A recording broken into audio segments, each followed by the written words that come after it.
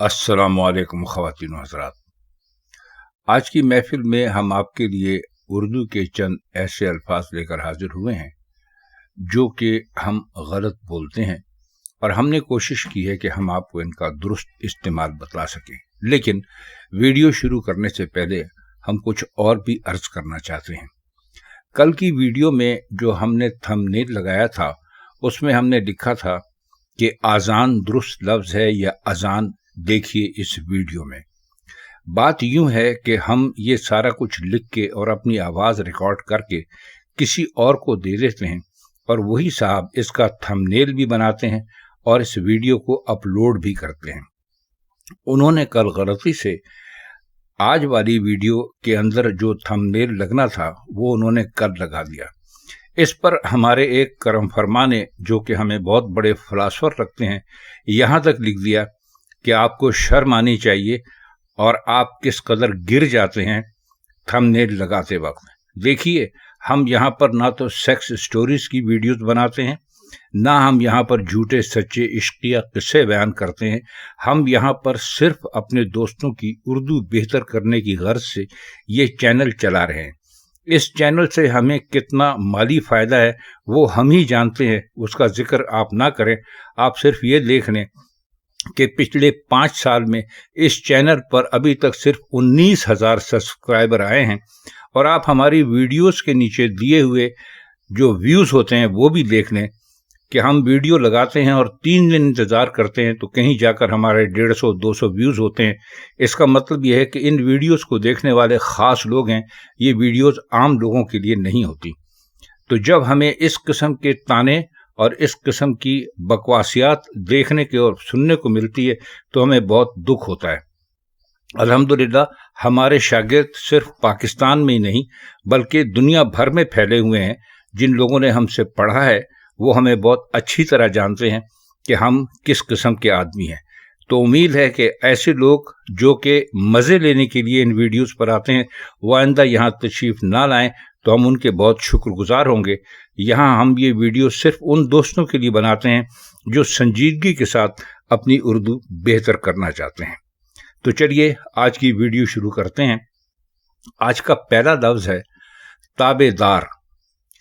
ताबेदार कोई लफ्ज़ नहीं है, ये बिल्कुल गलत है, ये दुरुस्त है ताबे। मसलन आप अगर कहना चाहें कि एक जिन एक आदमी का ताबेदार था तो ये गलत होगा।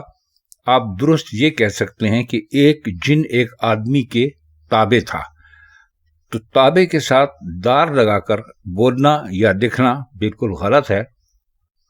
लिहाजा आइंदा आप इस बात का ख्याल रखें कि जब कभी भी आपको इस मानों में या इस कैफियत में कुछ बयान करना हो तो आप वहां पर ताबेदार ना लिखें, सिर्फ ताबे लिखें।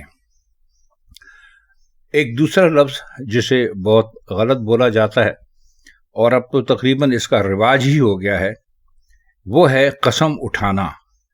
कसम उठाना कोई चीज़ नहीं है, दुरुस्त है कसम खाना। अगर कोई ये कहता है कि मैं कसम उठाता हूँ कि फ़लाँ काम मैं कर दूंगा तो वो गलत कहता है। दुरुस्त है मैं कसम खाता हूँ कि मैं फ़लाँ काम कर दूंगा। तो कसम उठाना गलत है और कसम खाना दुरुस्त है। इसी तरह एक लफ्ज़ और जो बहुत देखने में मिलता है वो है दुरुस्तगी। दुरुस्तगी भी गलत है, सही लफ्ज़ है दुरुस्ती। जैसे आप किसी को कहें कि मैं उनकी नाराज़गी की वजह से फलां काम नहीं करता, तो नाराज़गी भी गलत है, नाराज़ी दुरुस्त है।